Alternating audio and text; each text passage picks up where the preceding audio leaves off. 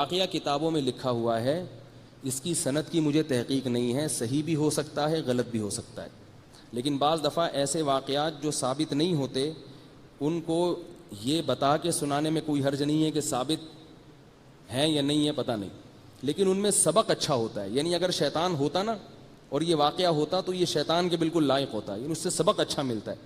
وہ واقعہ یہ ہے کہ شیطان نے ایک مرتبہ موسیٰ علیہ السلام سے پوچھا کہ اے موسیٰ، اللہ سے کہو کہ کیا میری توبہ قبول ہو سکتی ہے؟ حضرت موسیٰ نے پوچھا تو اللہ نے کہا کہ بالکل ہو سکتی ہے. بھائی تم نے نافرمانی کی تھی نا، آدم علیہ السلام کو سجدہ نہیں کیا تھا، گناہ کیا تھا، اب توبہ کر لو. حالانکہ موسیٰ علیہ السلام تک ہزاروں انسانوں کو جہنم میں پھکوا چکا ہے، وہ کتنوں کو پھکوا چکا، لیکن اللہ کی رحمت دیکھو کیسے ہی گناہ کر لیے ہوں، جب بھی آؤ گے تو واپسی کا آپشن ہے، مرنے سے پہلے پہلے آؤ گے نا آپشن ہے. شیطان بڑا خوش ہوا، یار یہ تو صحیح، اتنے لوگ پھکوا بھی دیے اور اب بھی توبہ قبول ہو رہی ہے. تو شیطان نے کہا کہ اللہ سے پوچھیں کہ توبہ کا طریقہ کیا ہوگا، کون سی تسبیح پڑھنی ہے، استغفار کی 100 دفعہ، درود شریف بھی پڑھنا ہے، کیا پڑھنا ہے، کیا کرنا، کتنے روزے رکھنے ہیں، سب تیار ہوں کرنے کے لیے.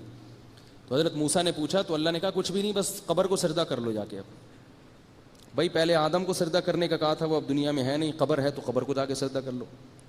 شیطان سوچ رہا تھا کہ مجھ سے روزے رکھوائے جائیں گے، میں تسبیحات پڑھوائی جائے گی، یہ کیا بھائی. شیطان نے کہا جب زندہ تھے اس وقت میرے سامنے تھے، اس وقت سجدہ نہیں کیا، اب قبر کو کیسے کروں، یہ تو اور زیادہ انسلٹ ہے میری، اس میں تو میری اور بھی زیادہ انسلٹ ہے، یہ انسلٹ میں برداشت نہیں کروں گا. تو ہمارا معاملہ بھی بالکل ایسے ہے، ہم توبہ تو کرنے کے لیے تیار ہیں، استغفار کی تسبیح پڑھنے کے لیے بھی تیار ہیں، لیکن جس گناہ میں مبتلا ہیں اس گناہ کو چھوڑنے کے لیے تیار نہیں ہیں. تو جب آپ گناہ چھوڑنے کے لیے تیار نہیں ہو تو پھر اللہ سے معافی اور مغفرت کی امیدیں لگانا یہ پرلے درجے کی حماقت اور بے وقوفی ہے.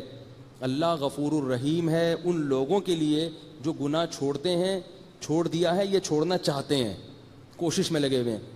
ان لوگوں کے لیے اللہ نے کہیں بھی نہیں کہا کہ میں غفور الرحیم ہوں، جو گناہ کر رہے ہیں اور کرتے رہنے کا ان کا ارادہ ہے، ان کے لیے نہیں ہے. ان کے لیے تو دھمکی ہے.